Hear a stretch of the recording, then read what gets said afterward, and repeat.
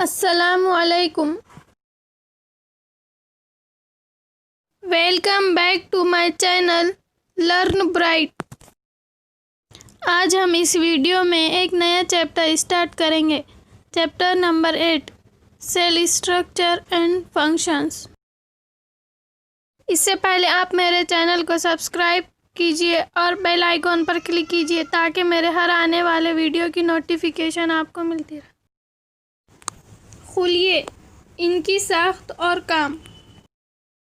تمام جانداروں کی ساختی بنیادی اکائی جسے خلیہ سیل کہتے ہیں. رابرٹ ہک نے 1665 میں ایک عام تکبیری آلے کی مدد سے کارک کے ٹکڑے کا مطالعہ کیا. کارک پیڑ کی چھال کا ایک حصہ ہے. انہوں نے کارک کا پتلا ٹکڑا لیا اور خوردبین کی مدد سے اس کا مطالعہ کیا. انہوں نے کارک کے ٹکڑے کو خانوں یا کمپارٹمنٹ میں بٹے ہوئے دیکھا. یہ خانے شہد کی مکھی کے چھتے کی طرح نظر آئے. انہوں نے یہ بھی دیکھا کہ ایک باکس دوسرے سے ایک دیوار کے ذریعے الگ الگ کیا گیا ہے. رابرٹ ہک نے ایک خانے کو خلیہ سیل کا نام دیا. ہک نے جن خانہ نما ساختوں کا مشاہدہ کیا تھا وہ دراصل مردہ خلیے تھے. جاندار عضویوں کے خلیوں کو صرف جدید خوردبین کی دریافت کے بعد ہی دیکھنا ممکن ہو سکا. رابرٹ ہک کے مشاہدات کے 150 سال بعد تک خلیے کے بارے میں بہت تھوڑی معلومات تھی. آج ہم خلیے کی ساخت اور اس کے افعال کے بارے میں بہت کچھ جانتے ہیں. ایسا جدید خوردبین کی وجہ سے ممکن ہوا کیونکہ اس کی تکبیری صلاحیت بہت زیادہ ہوتی ہے. عمارت میں اینٹیں اور جاندار عضویوں میں خلیے دونوں ہی بنیادی ساختی اکائیاں بیسک اسٹرکچرل یونٹس ہیں. حالانکہ عمارتیں یکساں اینٹوں کی بنی ہوتی ہیں لیکن ان کا ڈیزائن، شکل اور سائز مختلف ہوتے ہیں.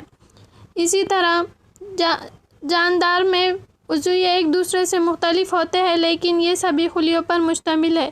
بے جان اینٹوں کے مقابلے میں جاندار عضویوں کے خلیے ساخت زیادہ پیچیدہ ہوتے ہیں. مرغی کا انڈا ایک واحد خلیہ ہے اور سائز میں بڑا ہونے کی وجہ سے اسے کسی آلے کے بغیر صرف آنکھوں سے دیکھا جا سکتا ہے.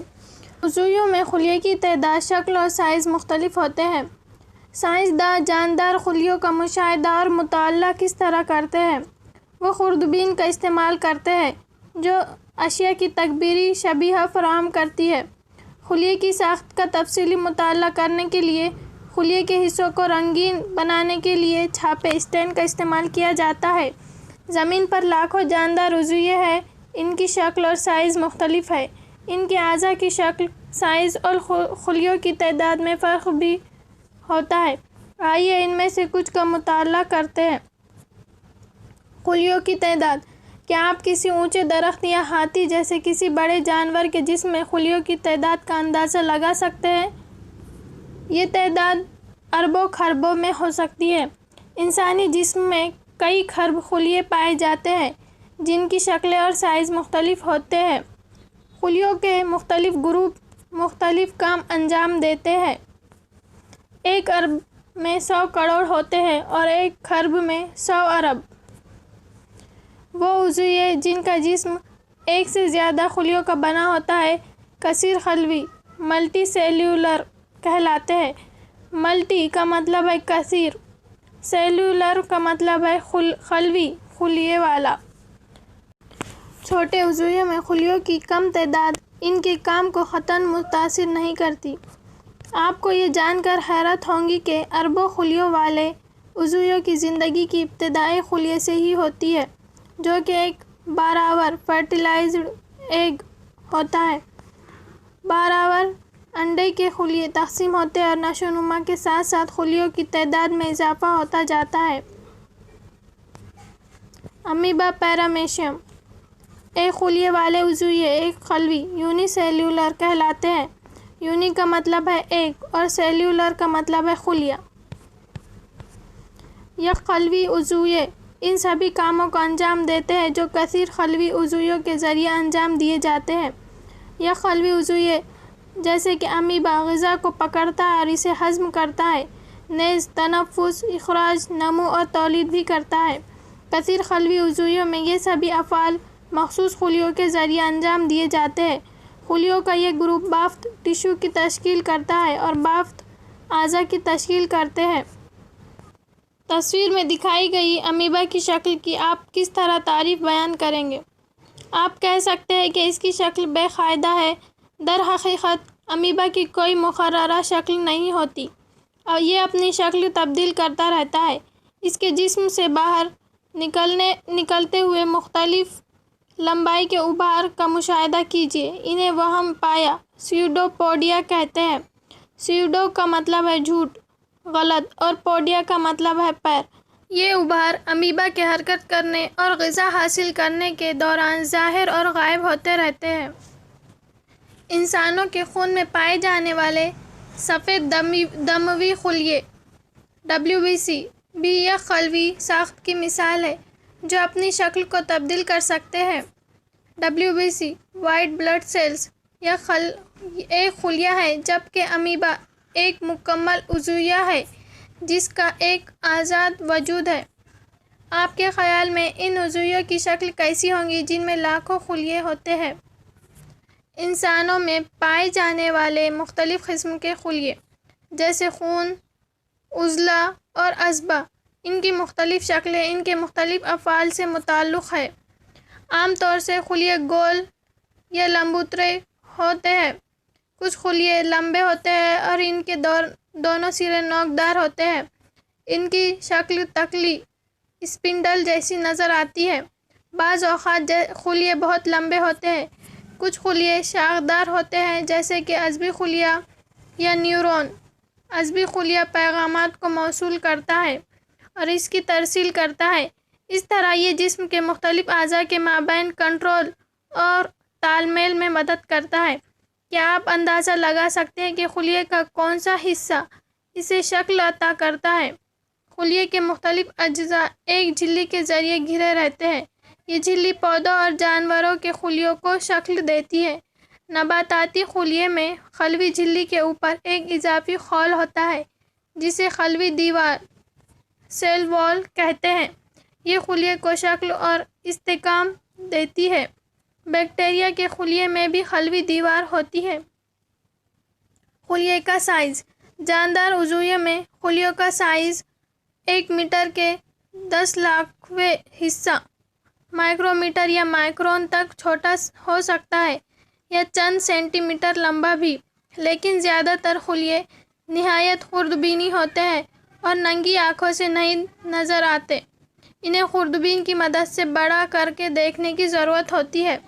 سب سے چھوٹے خلیے کا سائز 0.1 سے 0.5 مائکرومیٹر ہے جو کہ بیکٹیریا کا خلیہ ہے۔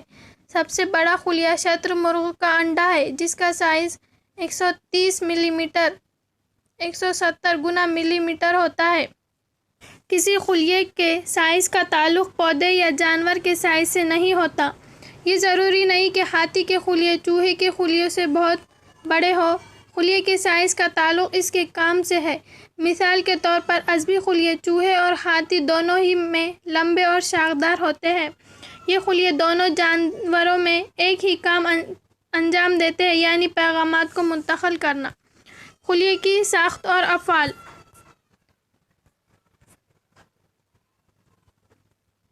آپ مطالعہ کر چکے ہیں کہ ہر ایک جاندار عضویے میں مختلف اعضاء ہوتے ہیں۔ آپ نے 7ویں جماعت میں نظام ہضم کے اعضاء کا مطالعہ کیا ہے جو ایک ساتھ مل کر نظام ہضم کی تشکیل کرتے ہیں۔ ایک نظام کے اندر ہر ایک عضو مختلف کاموں کو انجام دیتا ہے، مثلاً ہضم، استحالہ، اسیمیلیشن اور انجذاب، ایبزورپٹر۔ اسی طرح پودے کے مختلف اعضاء مخصوص افعال انجام دیتے ہیں۔ مثال کے طور پر جڑیں پانی اور معدنیات کے انجذاب میں مدد کرتی ہیں۔ جیسا کہ آپ 7ویں جماعت میں پڑھ چکے ہیں، پتیاں غذا کی تالیف کے لیے ذمہ دار ہے۔ ہر ایک عضو بھی چھوٹے چھوٹے حصوں سے بنا ہوتا ہے جنہیں بافت ٹشوز کہتے ہیں۔ ایک بافت یکساں خلیوں کا ایسا مجموعہ ہے جو مخصوص کام انجام دیتا ہے۔ خلیے کے حصے۔ خلوی جھلی۔ خلوی جھلی سیل میمبرین، سائٹوپلازم، اور نیوکلیس خلیے کے بنیادی اجزاء ہیں۔ سائٹوپلازم اور نیوکلیس خلوی جھلی کے ذریعے گھرے رہتے ہیں۔ خلوی جھلی ایک خلیے کو دوسرے خلیے سے اور خلیے کے اطراف کے میڈیم سے علیحدہ کرتی ہے۔ خلوی جھلی، جسے پلازما جھلی بھی کہتے ہیں، مسامدار ہوتی ہے اور خلیے میں مختلف مادوں کے آنے جانے کو کنٹرول کرتی ہے۔ پیاز کے خلیے کی حد باؤنڈری خلوی جھلی ہوتی ہے، جو ایک اور سخت خول سے ڈھکی رہتی ہے، جسے خلوی دیوار کہتے ہیں۔ خلیے کے مرکز میں موجود کثیف اور گول ساخت نیوکلیس کہلاتی ہے۔ نیوکلیس اور خلوی جھلی کے درمیان جیلی جیسا مادہ بھرا رہتا ہے، جسے سائٹوپلازم کہتے ہیں۔ ہم پہلے پڑھ چکے ہیں کہ خلوی جھلی خلیے کو شکل عطا کرتی ہے۔ پودوں میں خلوی جھلی کے علاوہ ایک بیرونی موٹی پرت ہوتی ہے، جسے خلوی دیوار سیل وال کہتے ہیں۔ خلوی جھلی کے اطراف یہ اضافی پرت پودوں کے خلیوں کی حفاظت کے لیے ضروری ہے۔ نباتاتی خلیوں کو درجہ حرارت میں تبدیلی، تیز ہوا اور فضائی نمی وغیرہ سے محفوظ رہنے کی ضرورت ہوتی ہے۔ وہ ان تبدیلیوں سے متاثر ہوتے ہیں کیونکہ وہ چل نہیں سکتے۔ سائٹوپلازم یہ ایک جیلی جیسا مادہ ہے جو خلوی جھلی اور نیوکلیس کے درمیان میں پایا جاتا ہے۔ خلیے کے دیگر اجزاء یا عضوچے آرگنیلز سائٹوپلازم میں ہی پائے جاتے ہیں۔ یہ عضوچے مائٹوکونڈریا، گولجی باڈیز، رائبوزومز وغیرہ ہیں۔ مرکزہ یا نیوکلیس یہ جاندار خلیے کا اہم جز ہے۔ یہ عموماً کروی ہوتا ہے اور خلیے کے مرکز میں واقع ہوتا ہے۔ اسے اسٹین کر کے خوردبین کی مدد سے بآسانی دیکھا جا سکتا ہے۔ نیوکلیس سائٹوپلازم سے ایک جھلی کے ذریعے علیحدہ رہتا ہے، جسے نیوکلیئر میمبرین کہتے ہیں۔ یہ جھلی بھی مسامدار ہوتی ہے اور سائٹوپلازم اور نیوکلیس کے درمیان مادوں کو آنے جانے دیتی ہے۔ زیادہ تکبیری صلاحیت والی خوردبین کی مدد سے ہم نیوکلیس کے اندر کروی اور چھوٹی شکل دیکھ سکتے ہیں، جسے نیوکلیولس کہتے ہیں۔ اس کے علاوہ نیوکلیس میں دھاگے جیسی ساختیں بھی پائی جاتی ہیں جو کروموزوم کہلاتی ہیں۔ یہ جینز کے حامل یا منتقل کرنے والے ہیں اور توریث یا موروثی خصوصیات کو والدین سے اگلی پیڑھی میں منتقل کرنے میں مدد کرتے ہیں۔ کروموزوم خلوی تقسیم کے دوران ہی نظر آ سکتے ہیں۔ توریث کے علاوہ نیوکلیس خلوی سرگرمیوں کو کنٹرول میں بھی اہم کردار ادا کرتا ہے۔ جاندار خلیے کا تمام مواد پروٹوپلازم کہلاتا ہے۔ اس میں سائٹوپلازم اور نیوکلیس دونوں شامل ہیں۔ پروٹوپلازم خلیے کا جاندار مادہ کہلاتا ہے۔ جین جاندار عضویوں میں توریث کی اکائی ہے۔ یہ موروثی خصوصیات کو والدین سے ان کی اگلی پیڑھی میں منتقل کرنے کے عمل کو کنٹرول کرتے ہیں۔ اس کا مطلب یہ ہے کہ آپ کے والدین کی کچھ خصوصیات آپ میں منتقل ہوتی ہیں۔ اگر آپ کے والد صاحب کی آنکھیں بھوری ہیں تو ممکن ہے کہ آپ کی آنکھیں بھی بھوری ہوں۔ اگر آپ کی والدہ صاحبہ کے بال گھنگرالے ہیں تو ہو سکتا ہے کہ آپ کے بال بھی گھنگرالے ہوں۔ تاہم والدین سے حاصل ہونے والے جینز کے مختلف اتحاد کی وجہ سے خصوصیات میں فرق ہو سکتا ہے۔ بیکٹیریائی خلیے کا نیوکلیس کثیر خلوی عضویوں کے نیوکلیس کی طرح منظم نہیں ہوتا۔ اس میں نیوکلیائی جھلی نہیں پائی جاتی۔ ایسے خلیے جن میں نیوکلیئر میمبرین مادہ نیوکلیائی جھلی کے بغیر ہوتا ہے پروکیریوٹک سیلز کہلاتے ہیں۔ اس قسم کے خلیے والے عضوے پروکیریوٹس کہلاتے ہیں۔ پرو کا مطلب ہے ابتدائی اور کیریون کا مطلب ہے نیوکلیس۔ اس کی مثالیں بیکٹیریا اور نیلی ہری پھپھوند ہیں۔ پیاز کی جھلی اور گال کے خلیوں جیسے خلیوں میں نیوکلیائی جھلی پر مشتمل منظم نیوکلیس پایا جاتا ہے۔ ایسے خلیے یوکیریوٹک خلیے یوکیریوٹک سیلز کہلاتے ہیں اور اس قسم کے خلیے والے عضوے یوکیریوٹس کہلاتے ہیں۔ یو کا مطلب ہے حقیقی اور کیریون کا مطلب ہے نیوکلیس۔ پیاز کی جھلی کے خلیوں کا مشاہدہ کرتے وقت کیا آپ نے سائٹوپلازم کے درمیان میں خالی نظر آنے والی ساختوں پر غور کیا ہے؟ انہیں ویکیول کہتے ہیں۔ یہ ساخت ایکھیری اور بڑی ہو سکتی ہے۔ جیسا کہ پیاز کی جھلی کے خلیوں میں نظر آتی تھی۔ گال کے خلیوں میں چھوٹے چھوٹے ویکیول ہوتے ہیں۔ بڑے ویکیول عام طور سے پودوں کے خلیوں میں پائے جاتے ہیں۔ حیوانی خلیوں میں یہ ویکیول بہت چھوٹے ہوتے ہیں۔ Thank you for watching. آج کے لیے اتنا ہی۔ Please like, share and subscribe.